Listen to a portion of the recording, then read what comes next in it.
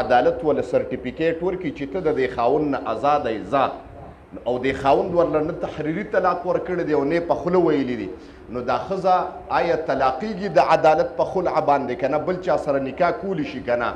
نو محترمو دا عدالت نه خدای دی او نه پیغمبر دی چې خاوند نه تحریري او نه تقریري د دواړو کې یو طلاق هم نه دی ورکړی نه په خوله ویلي دي او نه ورته لیکل کړي دي په دغه پاڼه باندې دستخط کړی دی او عدالت ورله خلع ورکړه چې ځه بله نکاح کوه تا قیامته پورې د دغې ښځې نکاح نه کیږي او په زناګانو کې اموخته دي نن تاسو وګورئ په سلو کې 98% ښځې هغه ولې عدالت خلع ورکړي او هغه بل چا سره نکاح وکړي محترمو دغه نکاح نه کیږي خاوند درته نه تحریري طلاق لیکلی دی او نه تقریري دغه د عدالت په خلع باندې طلاق نه کیږي خو دا مسایل مونږ په منبر باندې نشو ویلی مونږ باندې پابندي ده محترمو خو دغه نکاح نه کیږي تا قیامته پورې دا ښځه د دې اول سړي په نکاح کې د نمبر 2 مسله اوس یو انسان دی د خولې نه ووتل ښځې که ما د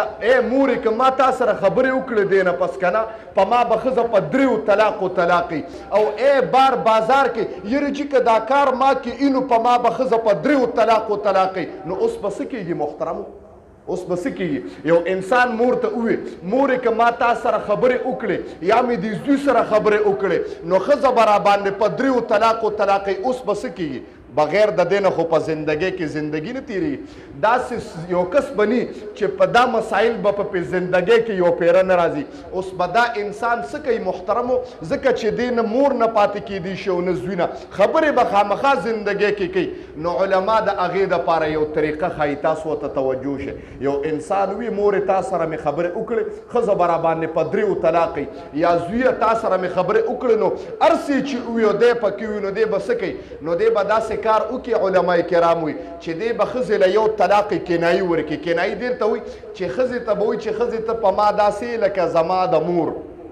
دا یو کنایي طلاق دی نو دی او اراده به ترې په زړه کې د یو طلاق وکړي توجه شته دی به ښځې ته ووایي ښځې ته په ما داسې لکه د مور او په زړه کې به ته اراده د یو طلاق وکړي دا ښځه د ده نه په طلاق کنایي باندې طلاقه شوه دی به دې ښځې سره نکاح وکړي دوباره به ورسره نکاح وکړي ښځې سره او مور پلار سره به خبرې وکړي ښځه پرې بس خبره ختمه شوه یو طلاق واقع شو دوه پاتې شو تا قیامته پورې ښه محترمو په دې مسله باندې تاسو پوه شوئ پوه شوې په دې مسله باندې یو انسان مور ته ووایي که خبرې مې وکړې نو ښځه به په 3 طلاقي نو که ده خبرې وکړه ډایرکټ پرې ښځه طلاقېږي نو دی به څه کوي دی به اول ښځې له یو طلاق ورکړي داسې طلاق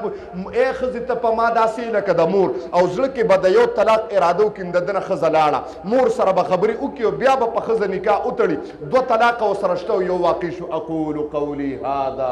استغفر الله لي ولكم فاستغفر